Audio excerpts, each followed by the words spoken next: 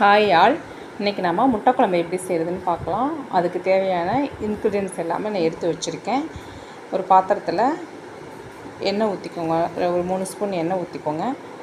எண்ணெய் நல்லா காஞ்சணும். சோம்பு பொரிய விடுங்க. முட்டை குழம்புக்கு சோம்பு நல்லா ஃப்ளேவர் கொடுக்கும். அதனால் சோம்பு போட்டு நம்ம தாளிச்சிக்கலாம். சோம்பு பொரிஞ்ச உடனே சின்ன வெங்காயம் போடுங்க. நம்ம ஆல்ரெடி ரெடி பண்ணி வச்சுருக்க சின்ன வெங்காயம் போட்டு நல்லா தாளிச்சிடணும். நல்லா வதக்கிடணும். வதக்கினதுக்கப்புறம் நல்லா வதங்கட்டும். சின்ன வெங்காயம் ஒரு 2 நிமிஷம் வதங்கட்டும். வதங்கினா தான் நமக்கு குழம்பு நல்லா டேஸ்ட்டாக இருக்கும். அதுக்கப்புறம் நம்ம தட்டி வச்சுருக்க பூண்டை போடணும். பூண்டு, கருவேப்பிலை, இதையும் நல்லா பூண்டு வாசனை, பச்சை வாசனை போகிற அளவுக்கு நல்லா வதங்கணும்.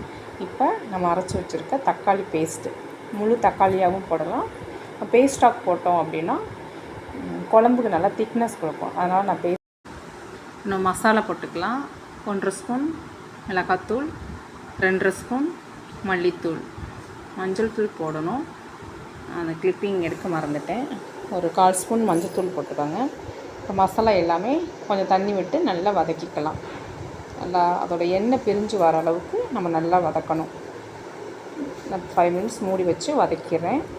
இப்போ பார்த்திங்கன்னா மசாலாவில் நல்லா எண்ணெய் பிரிஞ்சு வந்துருச்சு. இந்த ஸ்டேஜில் நமக்கு தேவையான அளவு தண்ணி நம்ம ஆட் பண்ணிக்கணும். ரொம்ப அதிகமாக ஊற்றக்கூடாது. ஒரு செம்பு தண்ணி ஊற்றிக்கலாம். இப்போ குழம்பு நல்லா கொதிக்கட்டும். கொதிச்சோடனே இப்போ குழம்புக்கு தேவையான உப்பு, சால்ட் ஆட் பண்ணிக்கணும். குழம்பு மூடி வச்சு குழம்பு நல்லா கொதி வரட்டும். இல்லை மூடி வச்சு கொதிக்க விடுவோம். நல்லா குழம்பு கொதிக்கட்டும். கொதித்து முடிஞ்சோடனே இப்போ கொதி வந்தோடனே நம்ம எடுத்து வச்சுருக்க முட்டையை நம்ம ஆட் பண்ணிக்கலாம். இப்போ நான் 4 முட்டை ஆட் பண்ணுறேன்.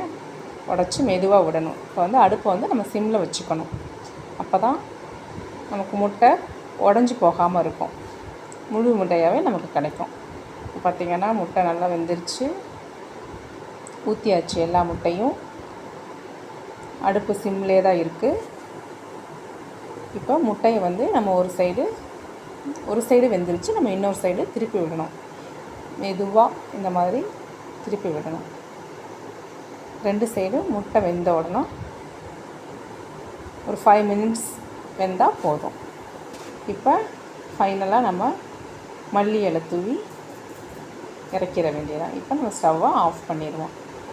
முட்டை குழம்பு ரெடி ஆயிடுச்சு. தேங்க்யூ.